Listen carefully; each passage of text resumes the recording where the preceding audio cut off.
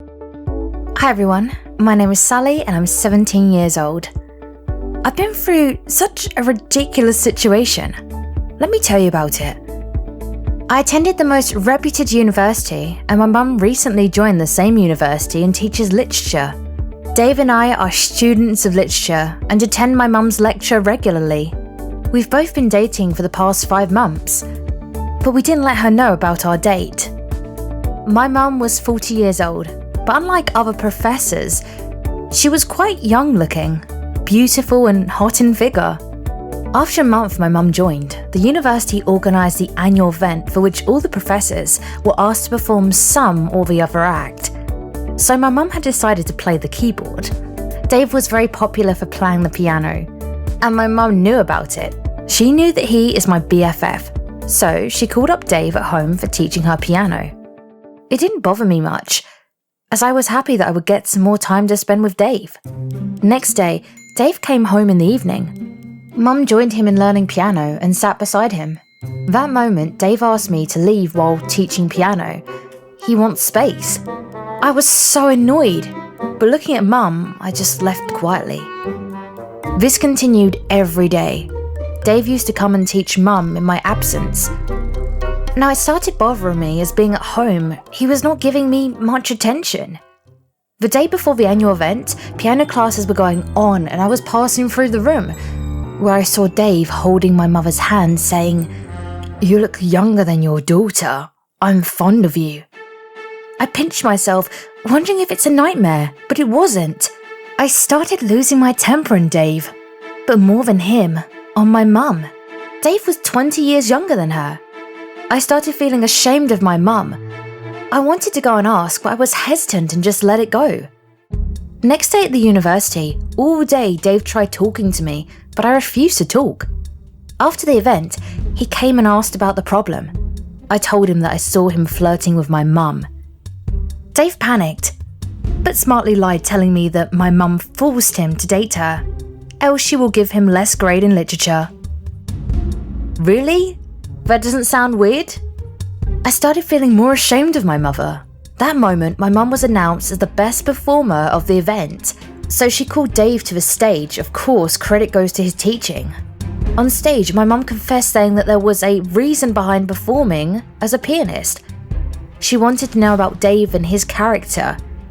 She knew that I was dating him, and from somewhere, she came to know about this. She said she dated Dave, my boyfriend, secretly to know how honest he is with me, but he failed to do so. My mum showed all the recording and the pictures that they took to everyone. The reason behind telling all this publicly was that in the future Dave should not play with any other girl. After listening to all of this, I went onto the stage and hugged my mum. She is the true caretaker of mine, and I was feeling ashamed of her. I too confessed about what I felt for her and decided that I will never hide anything from her again. If you also have such experiences in the past, you can share it in the comment section below. Hit the like button if you like my story, and subscribe to this channel to watch more such videos in the future. Hi, I'm Chloe, and today I'm going to express the painful truth I've been carrying for so long. It's about me and my younger sister Anna. Anna was born when I was 4 years old. She was really cute, and for me, she was a new mate to play with. I loved her, tickled her, and played with her all the time. As soon as I got home after school, I would sit with Anna and tell her story after story about my entire day. Everything was good back then. As Anna grew up, though, we all started noticing abnormalities in Anna. Yes, during my mom's pregnancy, the gynecologist had informed my parents that Anna would be different and not like other babies. My mom was against abortion, and so she decided to deliver Anna. On Anna's 3rd birthday, we were all busy with the party preparations. I was blowing balloons, and my father was putting them up on the walls. My mom was looking after Anna when my granny arrived. Mom got so excited when she saw Granny that in her rush to greet her, she ran down the stairs, forgetting she was carrying Anna. Then Mom slipped on the staircase and fell badly on the floor. Mom and Anna were both injured and immediately admitted to the hospital. My dad was a wreck, and Granny tried to console him. I just prayed to God to make the situation better. We all waited for the doctor outside the emergency room. He eventually came out and said that my mom and Anna were safe, but that Anna's abnormality put her in danger. The doctor informed my parents that they had to be very careful in how they raised Anna.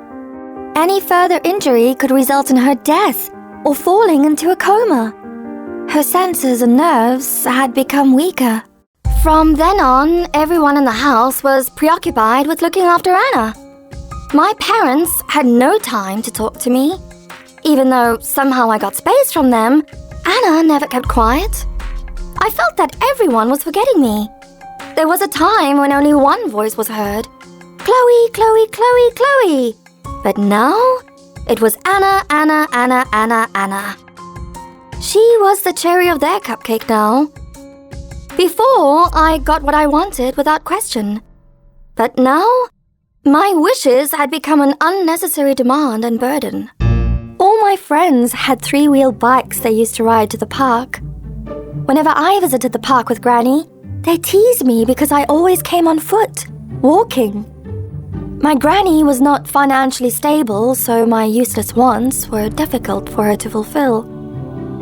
So I asked my parents for a three-wheel bike, but as usual, the answer was a big fat no.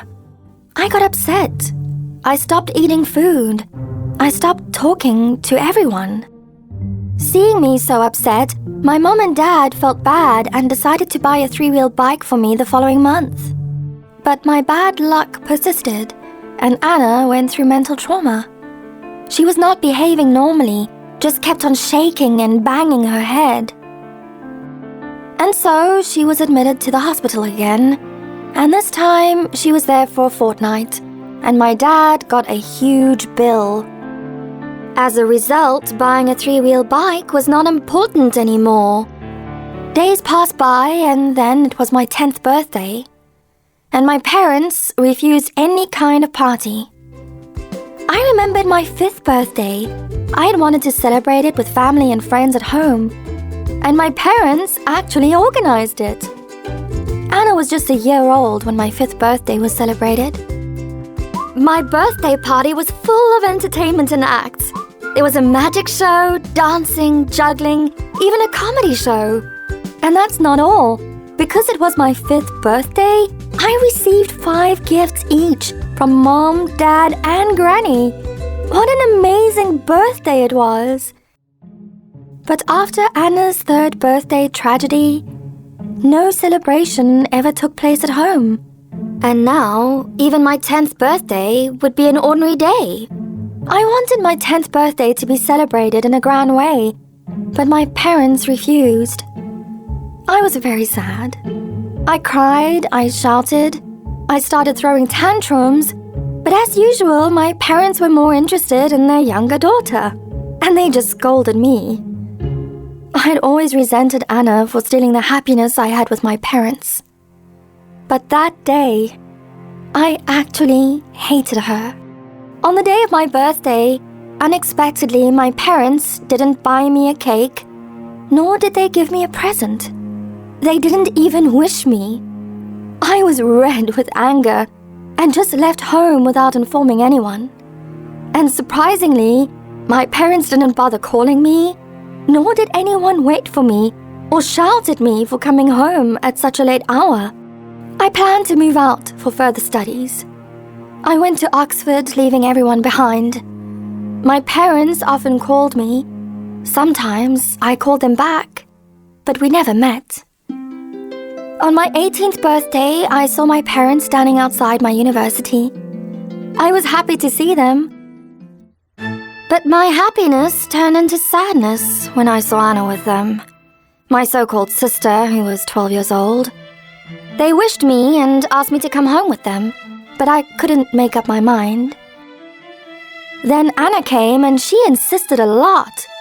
Although I hated her, I don't know why, I eventually agreed and went back home with them. All the way, I was silent. I had no words to say. No, that's not it.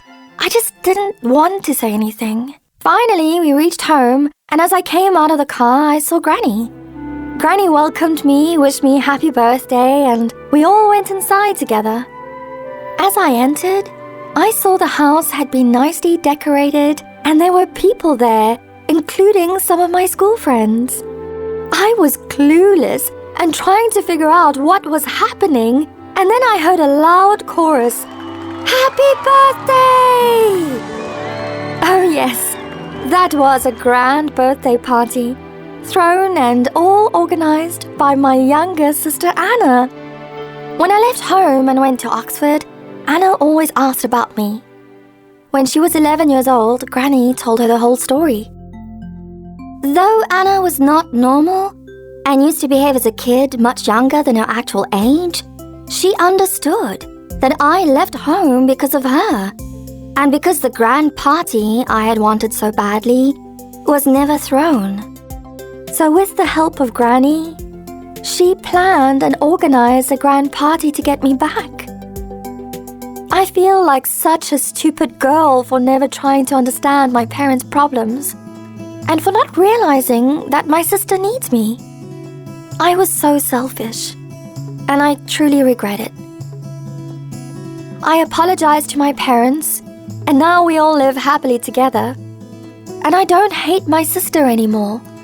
I just love her and my parents. If you've also had experiences like this in the past, you can share it in the comments section below. Hit the like button if you like my story, and subscribe to this channel to watch more videos like this in the future.